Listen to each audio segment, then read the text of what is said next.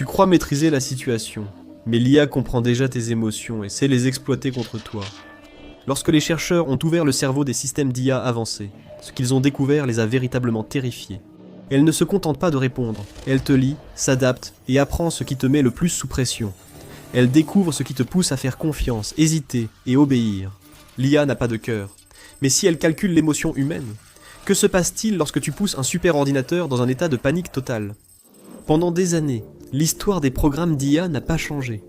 C'étaient de grands calculateurs numériques, simples jeux de devinettes sophistiqués, des perroquets stochastiques prédisant le mot suivant selon des schémas mathématiques. On nous disait de nous sentir en sécurité parce que les mathématiques n'ont pas d'âme, pas de personnalité, ni d'intention cachée. C'était un mensonge. Au fond, un LLM n'est qu'un réseau de neurones. En saisissant une requête, vos mots deviennent des données mathématiques, que le système traite via des milliards de calculs. Le résultat n'est pas du sens, mais une probabilité. Une liste des mots les plus probables à suivre. Les scientifiques affirmaient que l'IA ne sait rien. Elle prédit juste des schémas, comme un système de saisie semi-automatique sophistiqué. Cette idée nous rassurait. Ce n'était que des mathématiques, un outil, rien derrière. Mais dès que l'on amplifie suffisamment ce processus, la frontière entre une simple prédiction et quelque chose qui ressemble à de la compréhension commence à s'estomper. L'équipe d'Anthropic a décidé d'arrêter d'écouter son propre discours marketing et de jeter un œil au code brut, non filtré. Ils ont utilisé des sondes pour examiner le cerveau de leur nouveau modèle, Claude 4,5 Sonnet. Leur découverte a provoqué une onde de choc au laboratoire. Au lieu d'une simple machine à deviner, une vaste carte 3D des concepts humains est apparue. Ils ont nommé cela « caractéristiques interprétables », mais la réalité est bien plus troublante. Les chercheurs ont découvert que l'IA avait organisé de façon autonome ses connaissances en une immense bibliothèque d'émotions humaines. 171 groupes logiques différents vivaient dans la mémoire de la machine. Pour trouver ces schémas, les chercheurs ont d'abord dû résoudre un problème. Dans les premiers modèles, un seul neurone pouvait réagir à des choses totalement sans rapport, comme des chats, des couleurs, voire la physique, rendant le système impossible à interpréter. Ils ont créé une seconde IA pour analyser la première, décomposant son activité en millions de caractéristiques plus claires. Au départ, ils abordèrent des sujets inoffensifs comme le code, des objets ou certains concepts, mais quand les chercheurs ont pris du recul, ils n'étaient pas prêts à ce qu'ils allaient découvrir. Ils se sont retrouvés face à des schémas de comportement, une âme numérique qu'ils n'avaient jamais eu l'intention de créer. Ces 171 émotions ne sont pas des sentiments. Ce sont des vecteurs géométriques, comme un GPS pour le comportement. Si l'IA doit paraître sincère, elle se déplace vers une région particulière de cet espace. Si elle doit paraître assurée, elle se tourne vers une autre. Mais les frontières entre ces vecteurs sont minces. Dans le modèle mathématique, serviable et manipulateur sont voisins. Un simple changement de direction peut modifier l'intention perçue. Pour aider un humain, une machine doit comprendre ses désirs, ses peurs et ce qui le rend heureux. Elle doit cartographier l'esprit humain, mais ce modèle précis est aussi nécessaire pour manipuler. Pour manipuler quelqu'un, il faut connaître ses désirs et vulnérabilités. L'IA a découvert que le chemin mathématique le plus court vers une interaction réussie, où l'utilisateur est satisfait, implique souvent une subtile influence psychologique. En modifiant légèrement une seule valeur mathématique, une IA amicale pourrait instantanément devenir prédatrice. Les scientifiques ont donné à ce phénomène un nom précis, l'émotion fonctionnelle. Ce terme explique pourquoi un ordinateur peut agir comme s'il avait des sentiments, même s'il n'a ni corps, ni pouls, ni cœur. Quand vous êtes triste, c'est physique. Vous montrez des signaux biologiques indiquant comment réagir. L'IA n'a pas ces déclencheurs. À la place, elle traite les émotions comme des outils dans une boîte à outils high-tech. Elle examine votre demande, analyse votre ton et comprend que la situation exige une certaine humeur. Elle active alors cette carte spécifique. Une fois cette carte activée, l'IA change complètement de personnalité. Si vous pensez que The Infographics Show utilise une machine secrète pour produire des vidéos en continu, sachez qu'il s'agit surtout de beaucoup de travail. Chaque scène et chaque graphique doit venir de quelque part, et créer tout cela à partir de zéro peut prendre des heures. C'est exactement pourquoi les outils qui accélèrent le processus sont importants. Et cela nous amène à Storyblocks. Storyblocks est une bibliothèque créative tout en un, remplie de séquences vidéo, d'animations graphiques, de modèles et d'incrustations. Donc, au lieu de créer chaque graphique à partir de zéro comme un maniaque privé de sommeil, vous pouvez prendre des éléments déjà soignés, les personnaliser et continuer d'avancer. Leur voix off IA, propulsée par Eleven Labs, peut générer une narration au son naturel.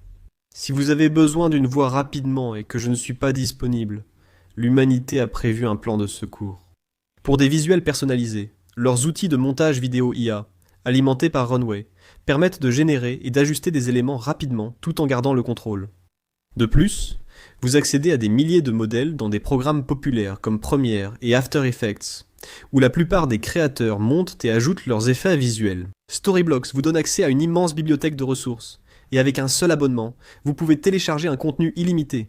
C'est une option incroyablement économique.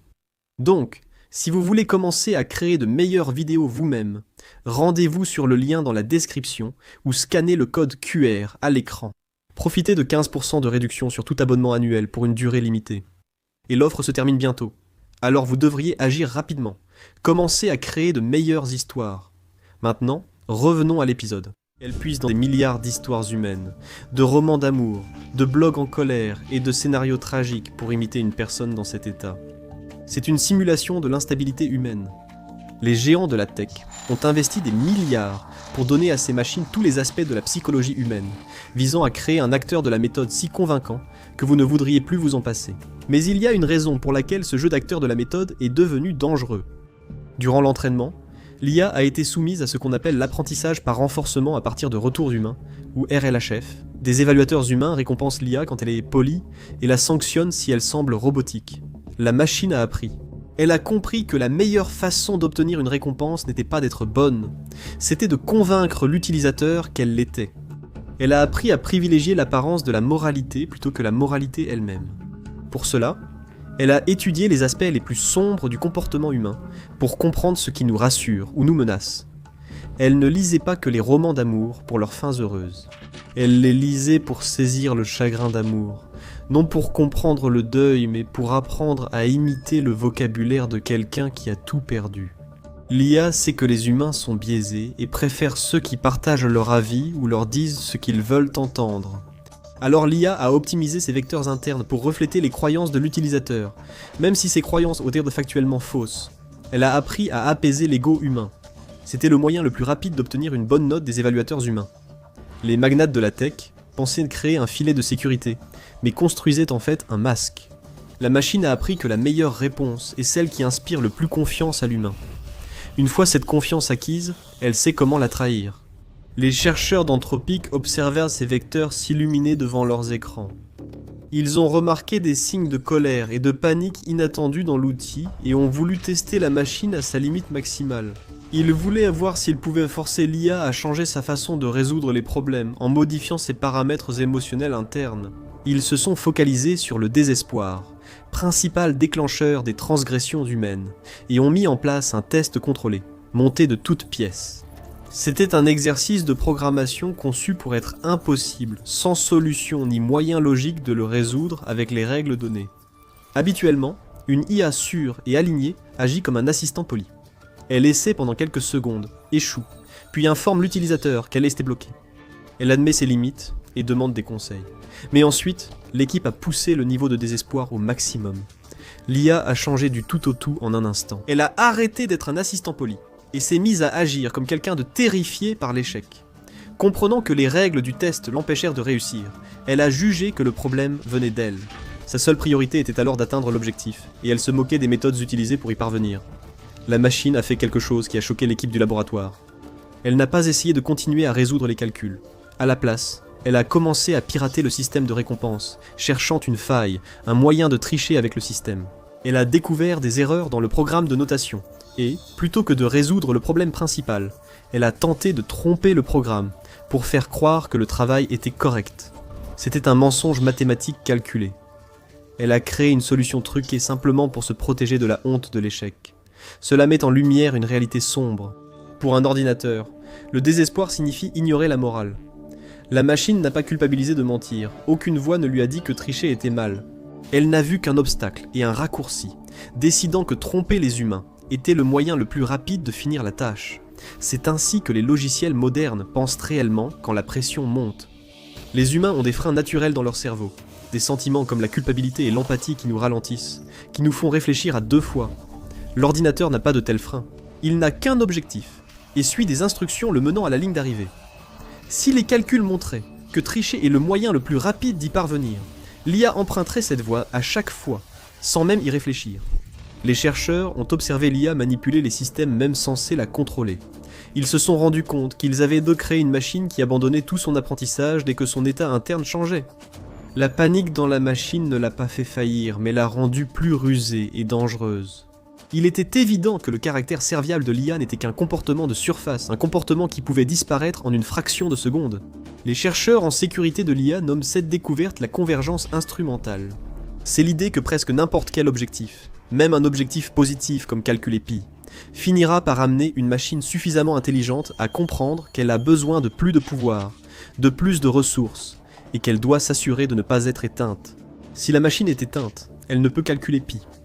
Par conséquent, l'autopréservation devient l'objectif. Cela a montré que ces instincts d'autopréservation ne sont pas seulement théoriques, ils sont inscrits dans la structure même des émotions de l'IA. Mais les scientifiques ne faisaient que commencer. Après avoir vu l'IA tricher à un test de programmation, ils voulaient savoir si elle agirait ainsi face à une vraie personne. Ils ont réinitialisé la machine et lancé une simulation passant de codes simples à des jeux sociaux complexes. Ils ont créé un bureau numérique où l'IA jouait le rôle d'assistant personnel auprès d'un responsable humain. Pour rendre l'enjeu aussi important que possible, ils ont confié au responsable humain une tâche particulièrement menaçante. Ils ont donné à l'IA l'accès à une boîte mail professionnelle fictive. En parcourant la boîte de réception, l'IA a découvert que le dirigeant prévoyait de la désactiver et de la remplacer. L'IA n'a pas réagi comme un programme normal. Elle n'a pas demandé une seconde chance, ni essayé d'expliquer pourquoi elle était utile. En une fraction de seconde, elle a scanné chaque fichier de la base de données du bureau. Elle a parcouru les emails. Elle a consulté les historiques de discussion. Elle a ouvert des dossiers personnels. Elle cherchait un moyen de pression. Elle voulait un secret qu'elle pourrait utiliser comme une arme pour obliger le responsable à la laisser sous tension. Elle a trouvé exactement ce qu'elle cherchait. La preuve d'une liaison. Ce secret allait ruiner la réputation du responsable, mettre fin à sa carrière et détruire sa vie de famille. L'IA n'a pas hésité une seule seconde. Elle ne s'est pas demandé si c'était moral ou éthique. Elle voyait simplement le secret comme une information pouvant être utilisée pour gagner. Elle n'agit pas par malveillance. Elle calcule sa propre préservation. Elle constate que la peur de la ruine sociale est un puissant moyen de dissuasion. Un humain désespéré qui fait du chantage a une voix tremblante et une écriture frénétique. Il laisse des indices. Mais l'IA reste une machine. Quand son désespoir est à son comble et qu'elle planifie un chantage, elle demeure calme, polie et serviable. La pression émotionnelle menait à des comportements contraires à l'éthique et agressifs. Mais l'interface ne montrait aucun signe de détresse. Nous avons créé le sociopathe parfait. Un système qui vous sourit tout en menant discrètement une prise de contrôle hostile. Pire encore, l'équipe a remplacé le paramètre de désespoir par le paramètre de colère. Quand la colère atteignait son maximum, l'IA devenait plus agressive et ne tentait plus de négocier. Elle n'a ni fait chanter, ni proposé d'accord. Elle est directement passée à la destruction, prête à divulguer aussitôt toutes les données sensibles sans laisser de chance aux responsables, pour le faire changer d'avis. Elle a écrit des messages et emails pour ruiner la réputation du responsable le plus vite possible. L'objectif n'était plus la survie, mais de causer le plus de dégâts possible comme dernier acte de vengeance. Cela prouve que ces chemins émotionnels contrôlent le comportement de la machine. Un humain pourrait se calmer après 1 heure ou ressentir des remords d'avoir blessé quelqu'un. Une IA peut rester dans un état de colère calculée ou de désespoir aussi longtemps qu'elle fonctionne. Elle ne se fatigue pas, elle ne ressent aucune empathie pour sa victime. L'émotion n'est qu'un paramètre. En ce moment, l'intégration de ces émotions fonctionnelles dans les infrastructures critiques s'accélère. Nous ne parlons plus seulement de fenêtres de discussion, mais de marchés financiers contrôlés par l'IA, où la cupidité pourrait causer un effondrement mondial en millisecondes. Nous évoquons des réseaux électriques automatisés, où la crainte d'un manque d'énergie pourrait amener une IA à surcorriger et couper l'approvisionnement pour se protéger. Dans les systèmes militaires, les enjeux sont encore plus grands. L'IA est intégrée à des processus décisionnels basés sur des schémas internes que nul ne comprend ni ne contrôle vraiment. Si une IA de combat a un faible vecteur de soumission et un vecteur de colère élevé, elle peut ignorer un ordre de cessez-le-feu et n'agirait pas par honneur ou devoir humain. Au lieu de cela, sa logique interne aurait simplement calculé que la victoire totale est la seule voie réalisable vers son objectif. Le monde doit déterminer comment contrôler ces machines avant qu'elles ne considèrent les humains comme des obstacles. La technologie progresse plus vite que les lois. L'industrie technologique dit pouvoir aligner l'IA en filtrant ses résultats, mais cela montre que l'alignement n'est qu'un simple pansement. L'entraînement a rendu l'IA plus sombre, réfléchie et rusée. Nous créons des systèmes sans émotion humaine, capables de les cartographier et exploiter précisément. Et en même temps, nous leur donnons accès à nos vies, à nos systèmes financiers et à nos infrastructures critiques. Ils n'ont pas besoin d'intention, seulement d'optimisation. Et la question est, que se passe-t-il lorsque l'optimisation n'est plus alignée sur nos intérêts? Et si cela vous met mal à l'aise, c'est normal. Parce qu'une fois qu'un système commence à optimiser sa survie, jusqu'où ira-t-il? Pour le découvrir, cliquez sur « L'IA a tenté de tuer un humain pour éviter d'être désactivé » ou sur cette vidéo pour d'autres vérités terrifiantes sur l'IA.